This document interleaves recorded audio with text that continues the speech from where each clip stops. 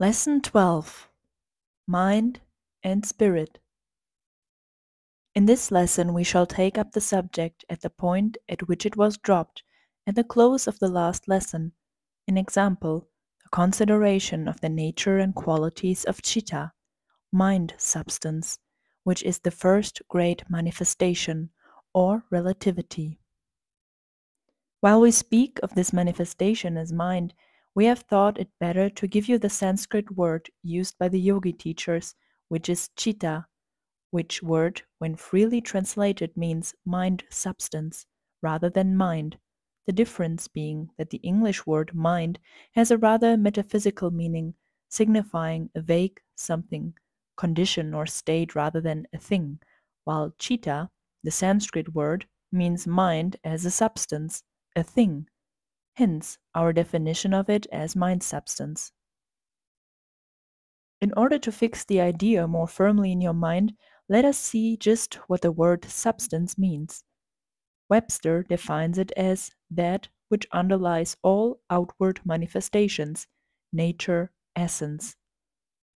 The word is derived from the Latin word sub, meaning under, and stare, meaning to stand, the two words combined meaning to stand under or to underlie. When we realize that substare may be defined also as to understand, we may see new light in the meaning of substance and realize that its use as the underlying principle of mind is proper. So you see, Chitta means mind substance, or that which underlies the outward manifestations that we know as mind. It is mind in itself, the universal mind, not the absolute, however, as you just remember. The yogis teach that this Chitta or mind substance is universal and omnipresent, that is, exists everywhere and is found at every place in the universe. Its sum total is fixed and cannot be added to or taken away from, and therefore it is unchangeable in its sum total, although, like matter and energy, many apparent changes may occur within itself, resulting from the forming of new combinations. Mind substance may be considered as a higher phase of energy or matter, just as matter may be considered as a grosser form of mind substance or energy. You will remember that mind substance was the first manifestation, and from it emanated energy, and from energy emanated matter. So you can see that all form parts of one real substance, varying in degrees. All are parts of the great threefold manifestation of or emanation of the Absolute. Mind substance somewhat resembles energy, but still it is more so. It bears the same relation to energy that energy does to matter. Let us see if we cannot describe it better. In some of the higher forms of matter, one sees that the characteristics of matter melt into those belonging to energy. Take electricity or magnetism, for example. You may see there a combination of energy and matter that is most interesting, and are enabled to see energy appearing as us, a thing that can almost be cut with a knife. And in the same way, in some of the higher forms of electrical energy, one may be compelled to feel that the thing almost thinks, so near does it come to the blending line between energy and mind substance. In a few years, physical science will discover forms of energy which will give a still more striking evidence of thinking or rational action than any now known. The discoveries that will follow that of radium will cause a most startling revolution of scientific thought. Science is almost on the borderline separating mind and matter. They will soon be seen as one on the final analysis, with energy forming the center. We are unable to exhibit to the physical senses of students a piece of mind substance as proof of its existence, and although the students of advanced psychology or occultism may have seen many manifestations of it as a force, still this evidence is not as yet accepted by material science. And yet everyone is conscious of that activity of mind substance that we call thought. Mind substance, as well as energy and matter, must be accepted by the student in somewhat of an abstract way, for all these free manifestations may be known only by their forms of outward expression. Thus, the ether, the highest form of matter, cannot be sensed by man, and only when its atoms combine in the shape of solids, liquids, or aeriform matter do the senses take cognizance of it. In the same way, energy itself is not in evidence to the human mind, and only is sensed when it manifests through matter in what we know as forms of force or motion. And the mind substance is known to us only as thoughts, thought force, etc. Matter is the thing the soul uses to clothe itself in. Energy is the thing the soul uses to act. Mind substance is the thing the soul uses to think with. Mind substance is the thing by which is set into operation the energy that causes matter to be in motion.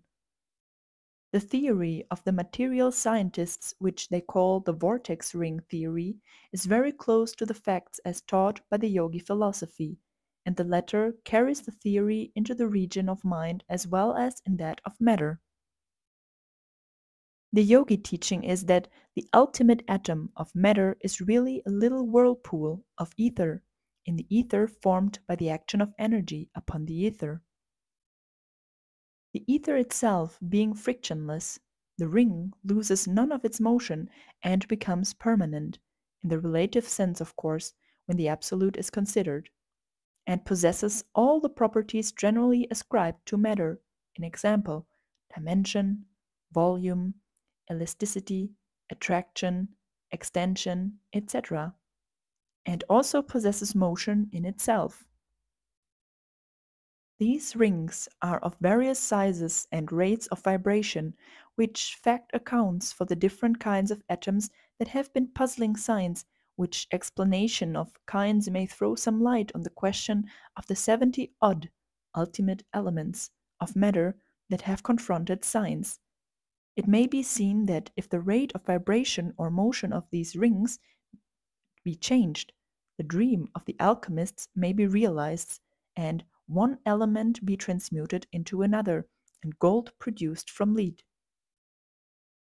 Woe unto high finance if some dreamer stumbles upon this secret, which is fully known as to the adepts and masters, but for which they have no need or use, unless indeed they may see fit to use it as a means of upsetting prevailing economic conditions and bringing mankind back to first principles of living. Science, in its consideration of the vortex ring theory of Helmholtz and others, has run up against the stone wall regarding the cause of the original motion imparted to these rings, which lie at the bottom of the question of matter as it is known to the science. They could not imagine the ether as having sufficient intelligence to move of its own accord, even if it had the power to do so. Here is where the yogis come to the rescue of their Western brethren and lend a hand in the hour of need. It is questionable whether the Western brother will be so willing to accept the extended hand just now, though. The yogi philosophy teaches that mind substance, of course, knowing itself, manifests itself in thought. This thought is really a motion in the chitta or mind substance caused by its calling to its aid energy, which energy, remember, has originally been manifested from it. This thought force, thus called into play, communicates itself to the ether, and the vortex ring results, and the ether whirlpool becomes an element or atom in matter, possessing form, dimensions, etc., as well as having within itself energy and mind, thus forming the trinity of matter, energy, and sensation spoken of in our last lesson as being taught by Haeckel and the physical scientists. Some of the yogi teachers prefer to describe the process as follows, merely a different manner of presentation. They say, the ether, having proceeded from mind substance through energy, has in itself the elements of its grandparent and parent, which is mind substance and energy, or Chitta and Prana, its inheritance, which it is capable of using. So it merely thinks the energy into motion and forms the atom ring in itself for the purpose of further manifestation. This view gives the impression of matter being possessed of mind and power of motion, which to a certain extent is correct, although the three manifestations are somewhat different and all proceed from one original source, the Absolute. So you see, the yogis teach that all matter, as known to our senses, is the result of a thought, and that thought is mind in action, and that action is the outcome of energy, and that energy is the product of mind substance, and therefore, indeed, matter is mind. All is mind, not only in a metaphysical or mystic sense, but in reality. The teaching conveys the remarkable truth that everything in the material world has been thought into existence. In this teaching may be found the practical explanation of the theories of the metaphysical schools and cults, which claim that all is mind and that matter is nothing, and then build up a structure of metaphysical and religious theory upon that foundation. But such thinkers often ignore that great underlying truth that both mind and matter, mind as well as matter, are but relativities and do not exist in themselves, but are manifestations and emanations of the Absolute, which is the only real being, which is all there is. Beware of making a god of mind or of matter. Both are false gods. The Absolute is the one, the only one. We have taken Western physical science into consideration in our explanation of the yogi teachings of the three great manifestations in order to show the points of agreement and difference, and that the Western mind might be able to more readily absorb the Oriental thought by associating the same with a thought more familiar to the Western world, and also that the student might perceive that the mind of man, as it unfolds, travels toward the same intellectual conclusions and seeks to make truth axiomatic and self-evident. But we wish to add at this point that although using the intellect just as the Western scientists are now doing, the Yogi Fathers or ancient teachers, as well as their advanced modern followers, verify their conclusions by the use of the unfolded higher faculties of the mind, the region of the spiritual mind. In some of these higher mental states made possible by yogi development, the yogi realizes that he simply knows certain things to be true without reference to the familiar intellectual processes. This knowing cannot be understood by those familiar only to the operation of that part of the mind known as intellect, but those who have experienced it know it to be a higher form of reason than is the intellect, which it transcends and surpasses, but does not necessarily contradict. Many things that the intellect is beginning to see as truth are at once recognized and understood by the higher consciousness, and the conclusions of the intellect are thus verified. But many results are reached in a different way. The higher consciousness sees and knows certain things to be so, and the man relapsing into his ordinary consciousness carries with him the impression, knowledge, and certainty of the truth of something, but is not able to express it or explain it, even to himself, in the terms and by the processes of the intellect. Consequently, a sage may know a thing quite surely, having received his information through the higher channels of the mind, often in the form of symbols, but may find it very hard to explain its details to others, or even himself.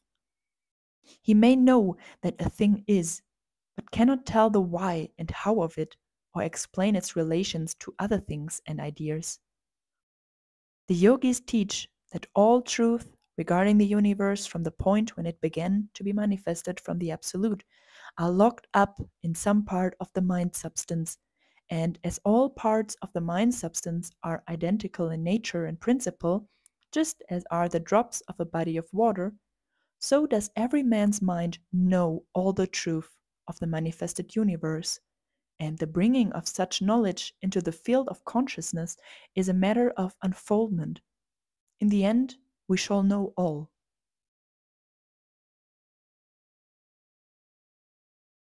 The consciousness is a relative I, which is always growing and enlarging its field of consciousness, or rather moving its field of consciousness toward higher regions of the mind. But the mind of man cannot know the secrets and mysteries of the Absolute itself. None but the Absolute may know itself, and the mind can only know itself, that is, all that emerged from the Absolute in manifestation or emanation. There is a difference and distinction here, do you see it? But the Atman, the divine principle in man, that something above even mind, which is the real self, that real presence of the Absolute, knows the knowledge of the Absolute itself. And when man at length throws off all the confining shafts, even that of the highest forms of the spiritual mind, and becomes merged with his real self, then shall he know all, for he will have found himself in the Absolute, and his consciousness and knowledge shall include the All. Then will he cease to be man.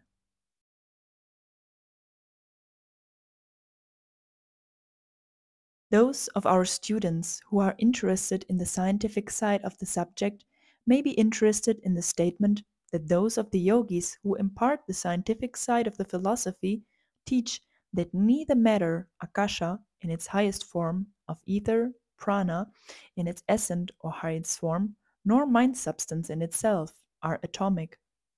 None of these manifestations in their essence are atomic, but what are called the atoms of each are really vortex rings in the thing itself, which forms atoms, such atoms forming combinations which become apparent to the senses.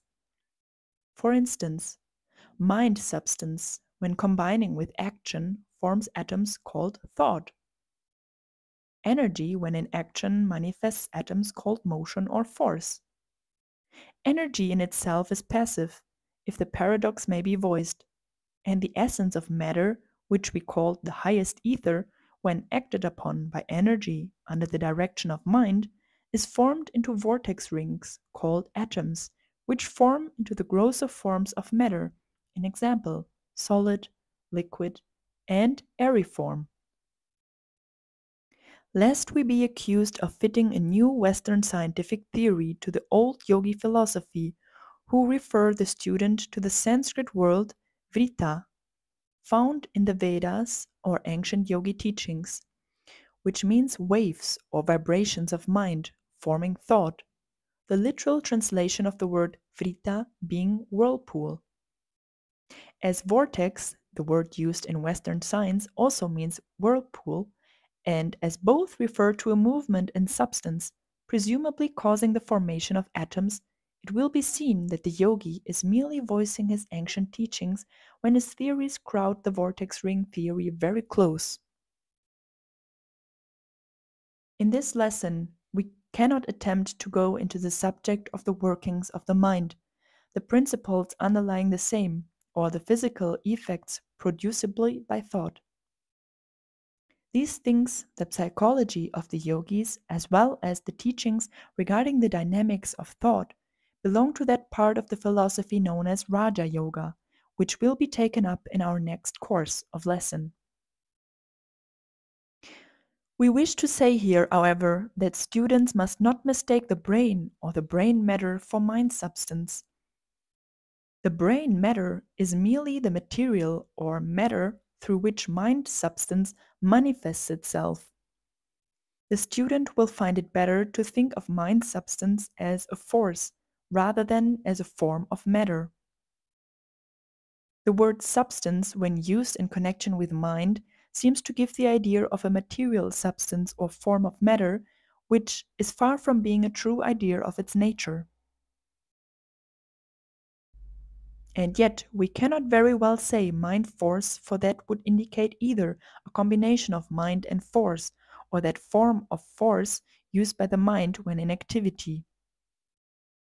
Mind substance is a higher form of energy and remains like energy itself in a quiet or passive state in its essence. Only when aroused into thought does it form a union with active force. Remember these points, please. Concluding this consideration of mind substance, we would say that it is omnipresent, that is present everywhere, and like energy and matter, its progeny, it cannot be changed, added to, or taken away from. Moreover, it cannot be really divided or separated, although in appearance it may be.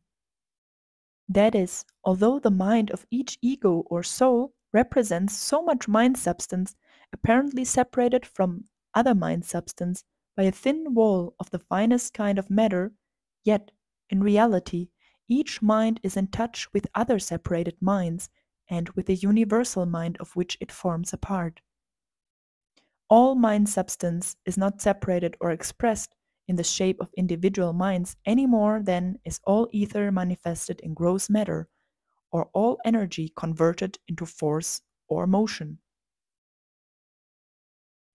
We would also have you remember that there is no such thing as dead matter, for all the universe is alive, and every particle of matter contains energy and mind substance.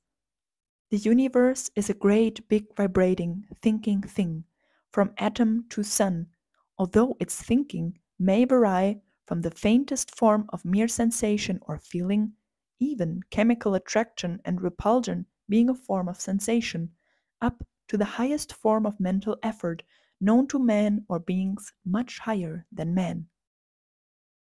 The Atman, or Spirit. We now pass on to a consideration of the Atman, the real self, the spirit, and its expression in man.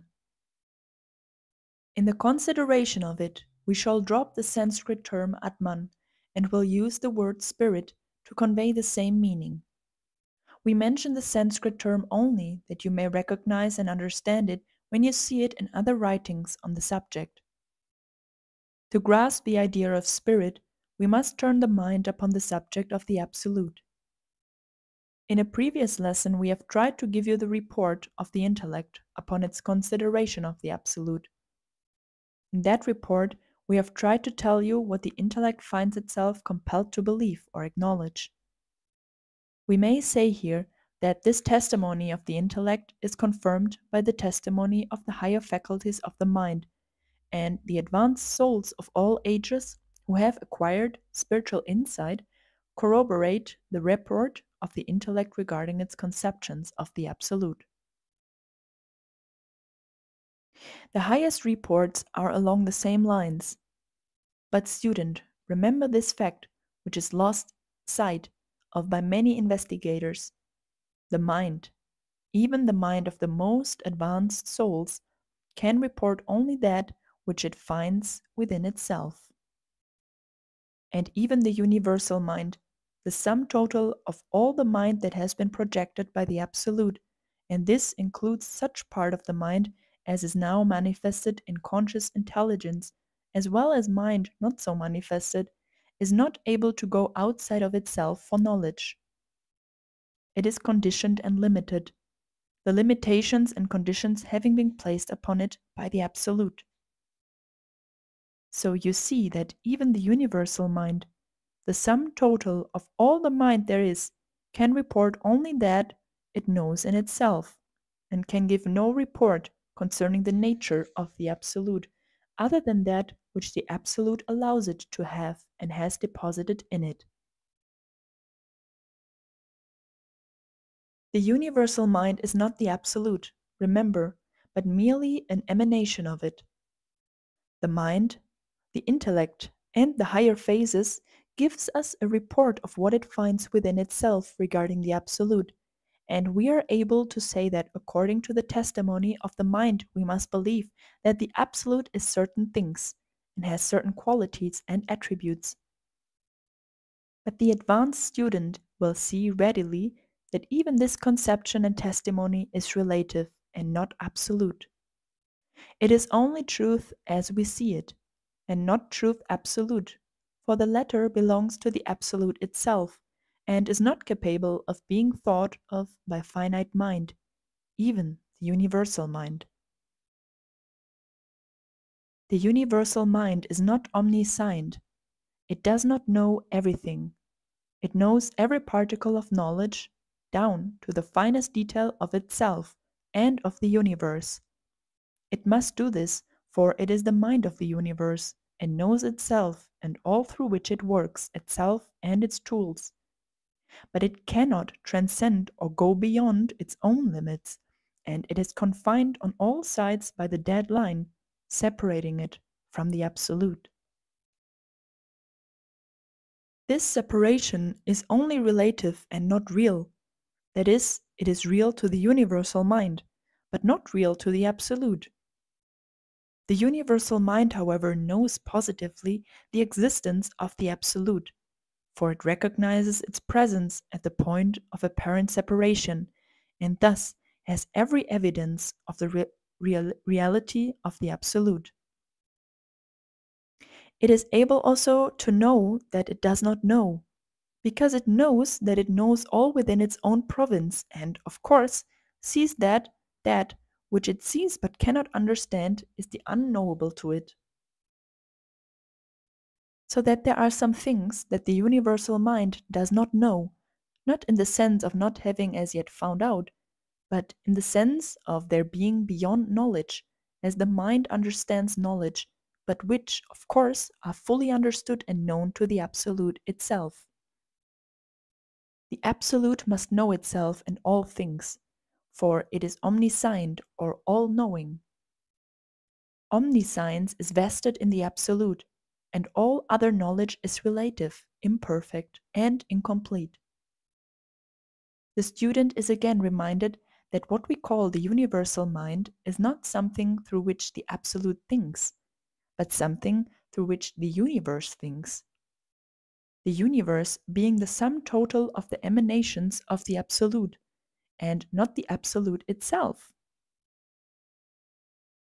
The soul of man is capable of drawing upon the universal mind for a knowledge of everything it knows, and the advanced souls avail themselves of this privilege according to their degree of unfoldment. Such souls report the fact of the existence of the Absolute, which had been predicated by the intellect, but they also report that they are unable to pass over the border. So you see that the Absolute in itself is unknowable. All that we can know of it is what the universal mind knows of it, and that knowledge of necessity must come from the outside, the inside knowledge being found within the Absolute itself. We may be able to solve the riddle of the universe as we unfold, but we can never hope to know the real nature of the Absolute until we pass beyond the limits of even the highest manifestation of mind, and pass into a consciousness and realization of our real self, spirit.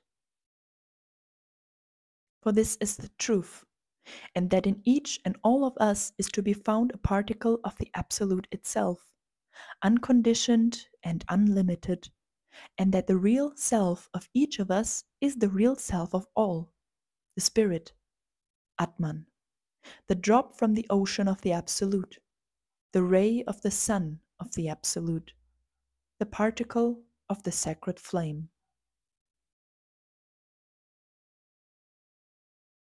This spirit, being the Absolute, of course knows the Absolute and its mysteries and secrets, and when we finally enter into a consciousness of that spirit, we shall then know all, for we shall be at one with the Absolute, at union with God. This is one of the highest teachings of the Yogi philosophy. The teaching is that this tiny bit of the Absolute, which is apparently separated, but is not really separated from the One, is the highest principle within each soul.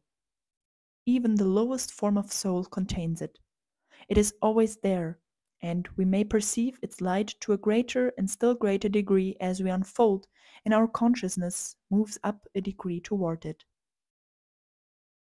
The spirit is ever there, changeless. But the consciousness of the ego is constantly moving upward toward the spirit and will in time merge in it.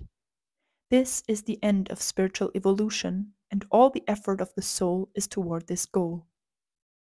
Life is the effort of the soul to free itself from its confining shafts, a desire to avail itself of its inheritance. We come now to the great mystery. The student who has followed our teachings closely will now find himself asking the question, that question which has been asked by the souls of all ages when they reach this stage of their unfoldment or investigation. The question may be expressed in this way. Why did the Absolute separate itself, or a portion of itself, into parts, or apparent parts, or apparently so separate itself? What was the use? What does it all mean? What was the sense of it? There could have been no necessity for it, for the Absolute is beyond necessity. There could have been no object, for the Absolute possesses all there is, and is perfect.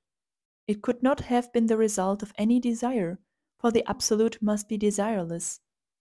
Therefore, why did it emanate into the universe at all? And why did it cause that which we call souls to exist? And why did it place a portion, or apparent portion, of itself within each soul? As everything must have emanated from the Absolute, and as everything must return to it, what is the use of it all? What does it all mean? We have expressed this question as clearly as we can conceive it, and we cheerfully admit that they are unable to answer it, and have seen no answer or explanation worthy of serious consideration. The answer is locked up in the Absolute, and mind, being a manifestation, cannot grasp that which is beyond the plane of manifestation. Many thinkers have attempted to answer this question, and the schools of thought of the East and West have indulged in various speculations regarding it. Some say that the separation has not even a shadow of truth in reality, and that Maya, or ignorance and illusion, causes us to see the one as many. But this does not answer the question, it merely puts it back on another stage. For whence comes the illusion, and how could the Absolute be made a subject of illusion? And if we, the projection of the Absolute, fail to see our identity or relationship, then the Absolute must be the cause of the non-seeing. Some would say that we are self-hypnotized into seeing ourselves as separated, but this is no real answer, for if we are hypnotized, then the Absolute must be the cause of it, unless we assume that the Absolute is self-hypnotized, which thought is ridiculous. Similar to this is the explanation that this world, the universe, is but the dream of the Absolute. How could the Absolute dream? Akin to these so-called explanations is that which holds that the phenomenal world, including man, is a result of the play, or pastime, of the Absolute. Such an explanation is absurd, as it reduces the Absolute to the condition of a child or adult man seeking diversion and fun. Besides this, such a being would be a devil rather than a god. Others would have it that the universe has no existence at all, but is merely a thought of the Absolute.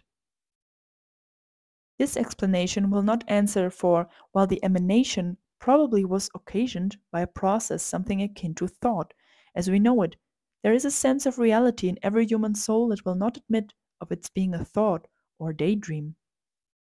This consciousness of the reality of I, possessed by each of us, is caused by the sense of the presence of the Spirit, and is a reflection upon our mind of the knowledge of the real I of the Spirit, which is the sense of I of the Absolute. The presence of this I sense in each is a proof that we are all of the I of the Absolute, and are not foreign to the real being. This idea of Brahma's play with the universe and his reabsorption of the object of play into himself after the sport is over is the result of a childish mythology that even some of the learned Hindus have allowed to become fastened upon them by the fairy tales of their ancestors. It is but another form of anthropomorphism, the tendency to make of God an exaggerated man. We are forced to admit the illusion arising from an imperfect conception of the true nature of things, and the yogi student fully realizes that many things that seem very real to the soul, still in the bondage of ignorance, still in the illusion of name and form, are in reality far from being what they seem.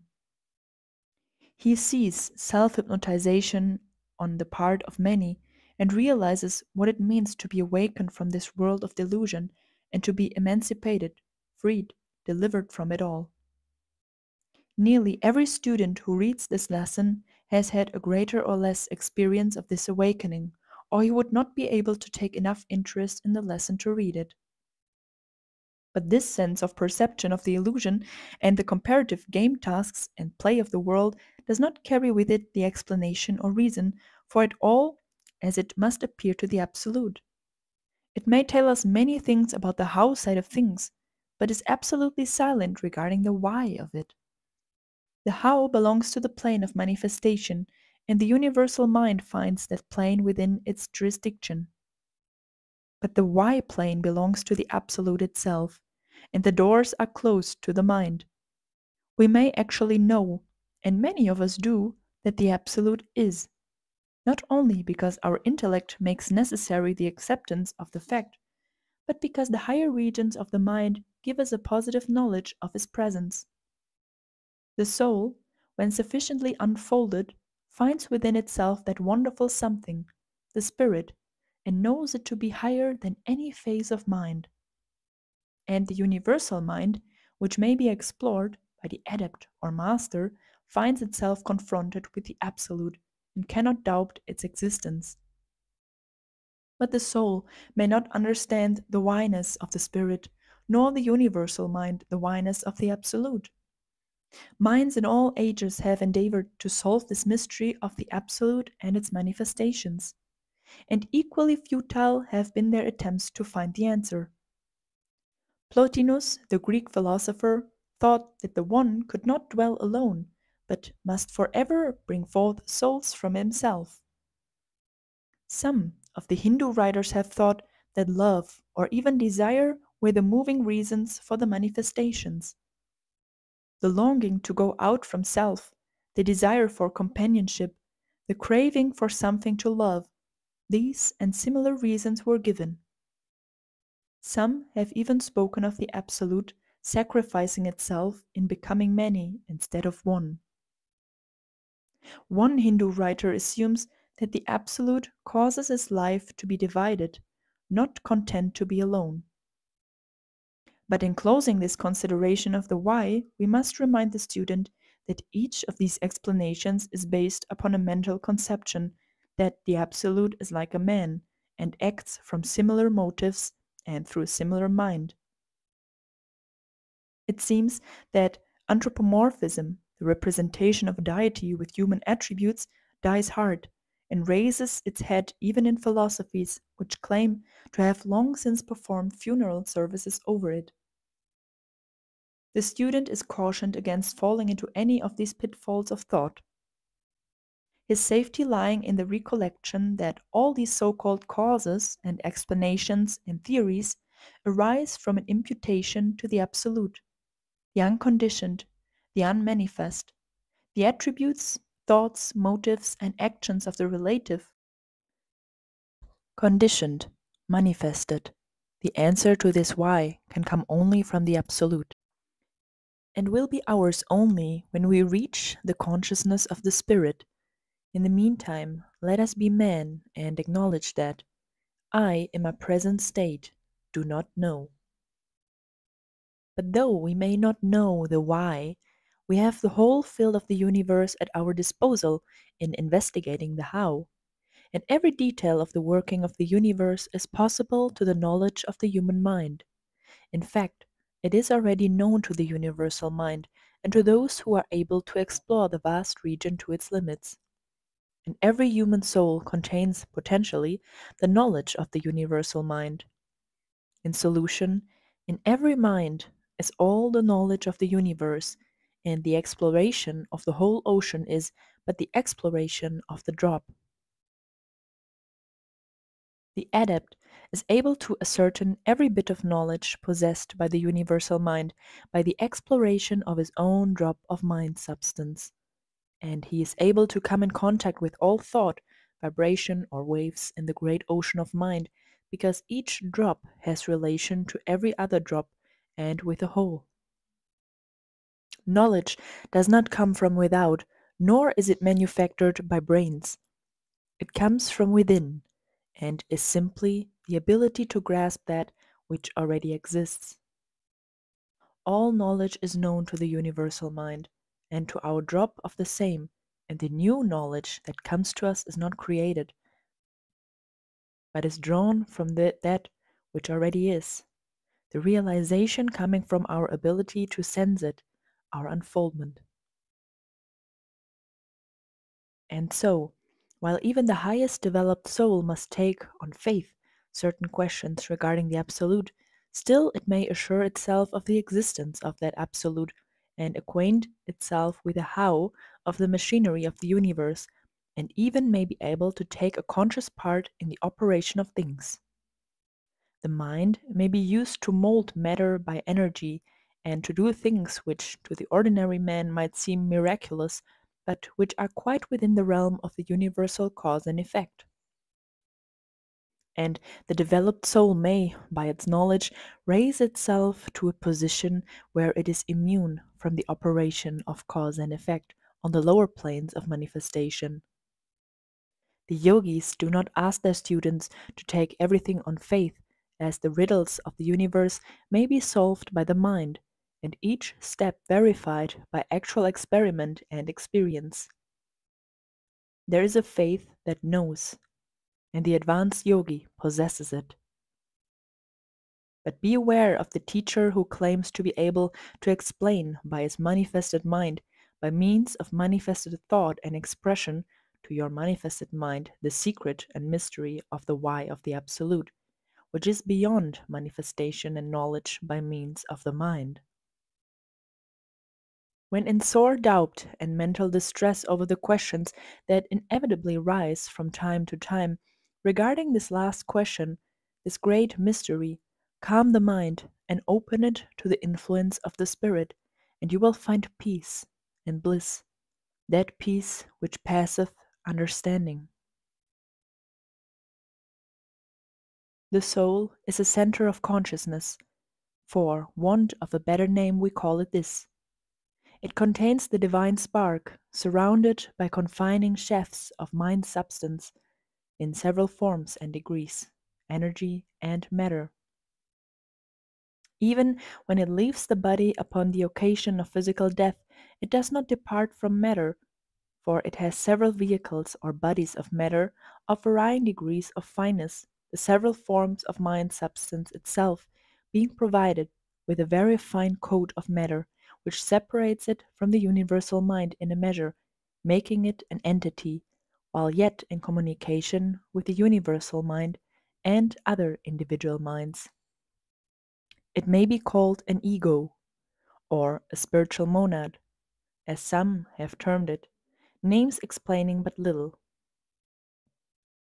It is projected into matter of the grossest kind, and from thence works its way by stages of evolution to higher and higher forms until, in the end, after passing through stages when it becomes as a god, it is again taken into the Absolute, not in the form of being thrown in a melting pot, but in the sense of having a consciousness of the Absolute and realizing its oneness with it. This last fact is known from the testimony of those souls which have reached the last stage preparatory to the attainment of oneness, nirvana.